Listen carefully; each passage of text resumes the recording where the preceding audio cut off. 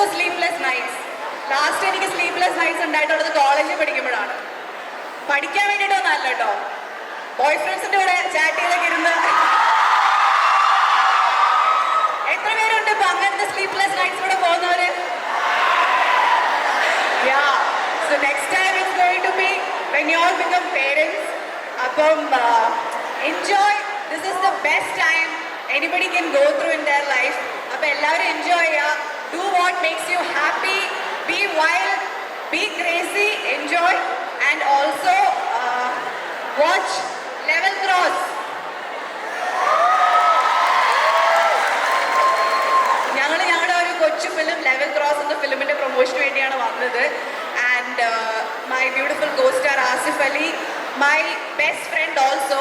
നമുക്ക് എല്ലാവർക്കും അറിയാം, ഇന്നലെ he faced a very difficult situation in his life and I am so proud of him.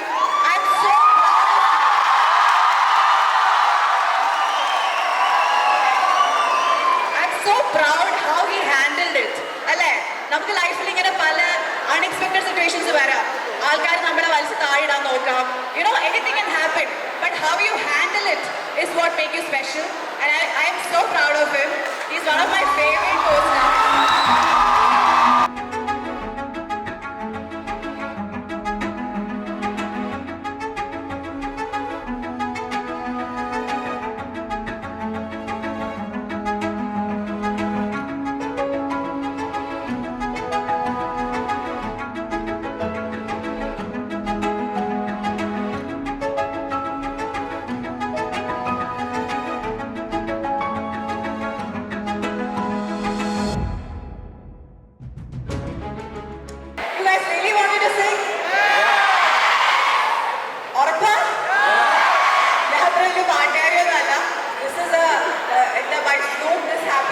എന്റെ കൂടെ പാടോ? ഹലോ, എന്റെ കൂടെ പാടോ? ലിറിക് അറിയോ? ഓക്കെ, അതൊരു 2 ലൈൻ നമുക്ക് ഒരുമിച്ച് പാടാം. ഞാൻ പറഞ്ഞു തരട്ടെ. കൂരിരുൾ കിനാവ് പോലെ എന്റെ കാഴ്ച മറയവേ.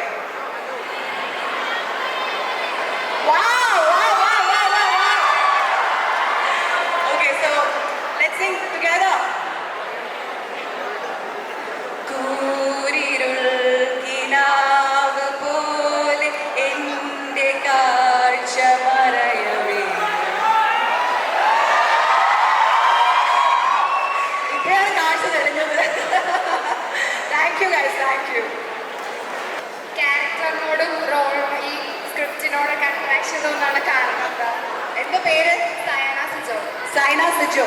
ഓക്കെ, ഈ ക്യാരക്ടറിനോടും സ്ക്രിപ്റ്റിനോടും അട്രാക്ഷൻ തോന്നാനുള്ള കാരണം ക്യാരക്ടർ ഏകദേശം എന്റെ പോലത്തെ ഒരു വട്ടമുള്ള ക്യാരക്ടറാണ്. പിന്നെ എന്നെക്കാളും വട്ടമുള്ളവരാണ് എന്റെ കൂടെ അഭിനയിക്കുന്നത്. എനിക്ക് സ്ക്രിപ്റ്റ് കേട്ടപ്പം ഒത്തിരി ഇഷ്ടപ്പെട്ടു.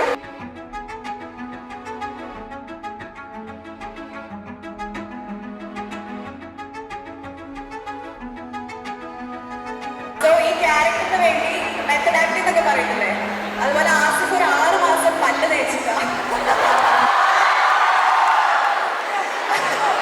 അതിനാണ് ഈ പല്ല് ഇങ്ങനെ ആയത്. So you can ask about that to Asif. Actually Teresian ആണ്. I studied in St. Teresa's. Teresian. Okay. So എൻ്റെ ഒരു മെമ്മറി എന്ന് പറയുന്നത്, ഞാൻ ടെറേസാസിൽ പഠിക്കുമ്പോൾ സെക്കൻഡ് ഇയറിൽ ഞാൻ മോഡലിംഗ് ഒക്കെ ചെയ്യുന്നുണ്ടായിരുന്നു. മോഡലിംഗും ഷോസും പിന്നെ എൻ്റെ ഫിലിം കരിയറും സ്റ്റാർട്ട് ചെയ്തിട്ടുണ്ടായിരുന്നു.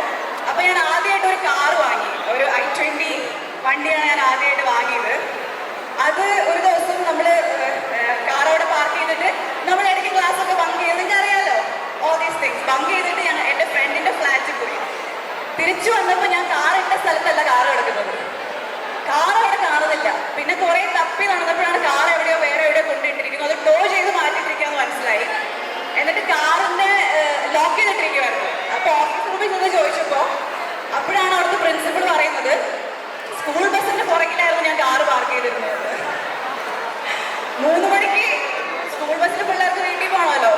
വീട്ടിൽ നിന്ന് ഫുൾ കോള് വരാൻ തുടങ്ങി. ലാസ്റ്റ് പോലീസ് വന്നു, വണ്ടി മാറ്റിയിട്ടു. അതോടെ എന്നെ കുറച്ച് നാളത്തേക്ക് മോളിനി കുറച്ച് നാൾ വീട്ടിൽ നിന്നിട്ട് വന്നായെന്ന് പറഞ്ഞ് ടാറ്റാവേ പറഞ്ഞ് വിട്ടു.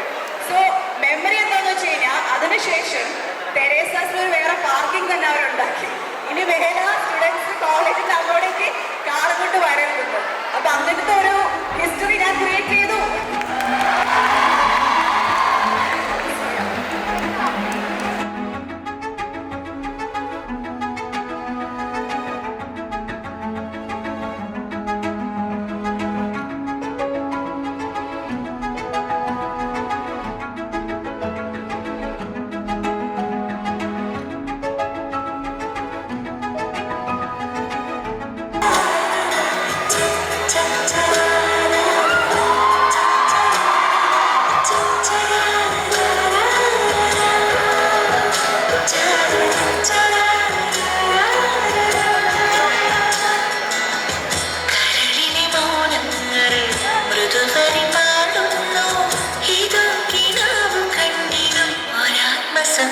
എൻ്റെ ആദ്യത്തെ സിനിമ നിങ്ങളുടെ മുന്നിലേക്ക് എത്തുകയാണ്.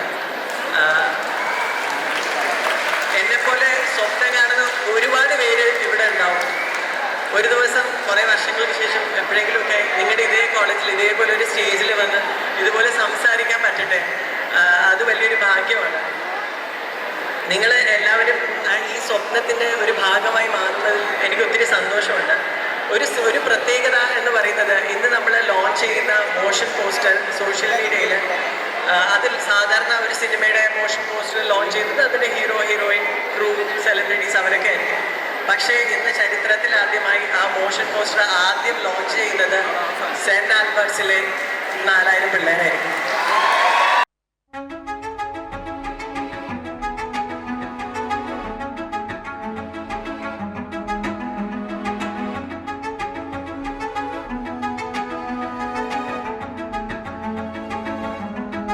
ഫേവറേറ്റ് സീൻസ് ഏതാണ് നിങ്ങൾ കണ്ടിട്ട് എനിക്ക് മെസ്സേജ് ചെയ്യണം ഇൻസ്റ്റാഗ്രാമിൽ. നിങ്ങൾക്ക് ഇഷ്ടപ്പെട്ട സീൻസ് ഏതാണ്, എന്തുകൊണ്ടാണെന്നും.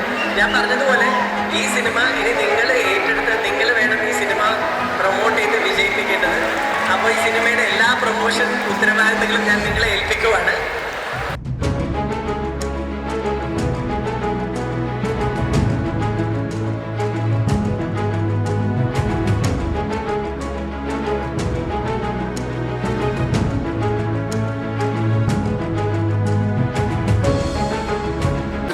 അദ്ദേഹം അങ്ങനെയാണ് അർഫാസ് എൻ്റെ അടുത്ത് പറയുന്നത്. ഈ സിനിമയെ പറ്റി സിനിമ ചെയ്യാൻ തീരുമാനിക്കുന്നതും ആ സമയത്ത് തന്നെയാണ്. പിന്നെ very beautiful Amala Paul, thank you so much Amala. ഞാൻ അമലെ ഒരുപാട് ഞങ്ങൾ സിനിമ എന്ന് പറഞ്ഞ ആഗ്രഹവുമായി എല്ലാം പല പല സ്ഥലങ്ങളിൽ ഒരേ സമയത്ത് കണ്ടുമുട്ടിയ ആളുകളാണ്. ഇപ്പോഴും നല്ലൊരു റിലേഷൻ കൊണ്ടുപോകാൻ പറ്റുന്നുണ്ട്. ഒരുപാട് സിനിമകളൊന്നും ഞങ്ങൾ ഒരുമിച്ച് ചെയ്തിട്ടില്ലെങ്കിലും we are very close friends. അതിലെനിക്ക് ഒരുപാട് സന്തോഷം.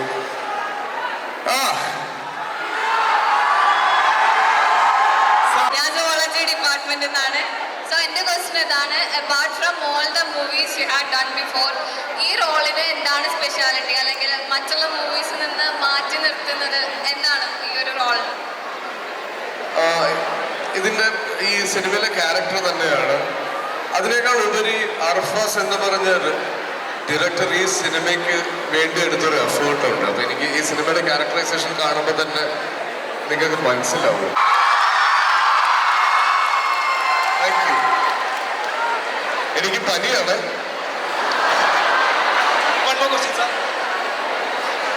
ആസിഫ് നമ്മ മനുഷ്യന്മാർക്ക് എല്ലാവർക്കും ഓരോ പ്രശ്നം വരും.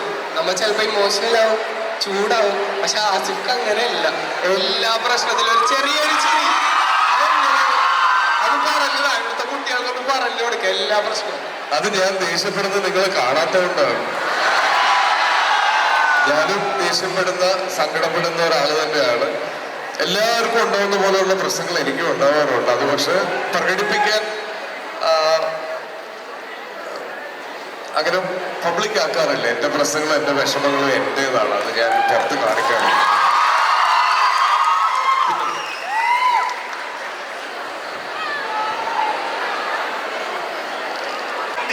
കുറിച്ചാണ് അതിൻ്റെ ഒരു സിനിമയുടെ ജോണർ എന്താണ്, അതിനെക്കുറിച്ച് കുറച്ച് ഡീറ്റെയിൽ ആയിട്ട് പറയാം.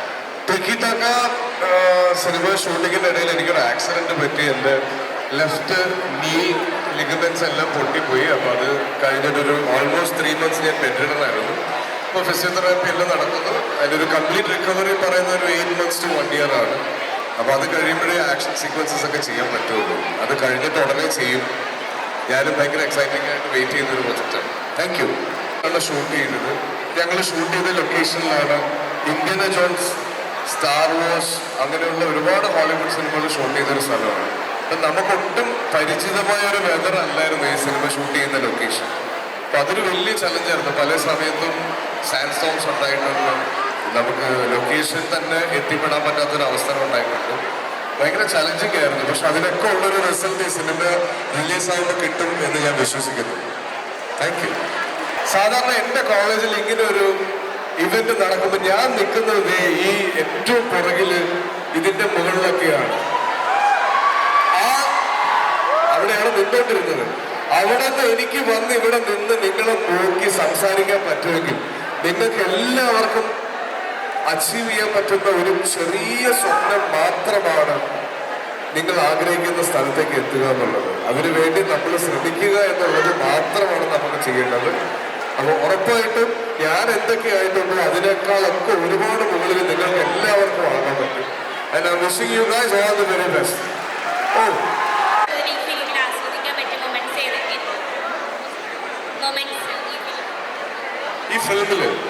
ഈ ഫിലിമിൽ ഏറ്റവും കൂടുതൽ ആസ്വദിച്ചത് ഒന്ന്, ഞാൻ ആദ്യമായിട്ട് പോകുന്നൊരു സ്ഥലമാണ് ജുഡീഷ്യ.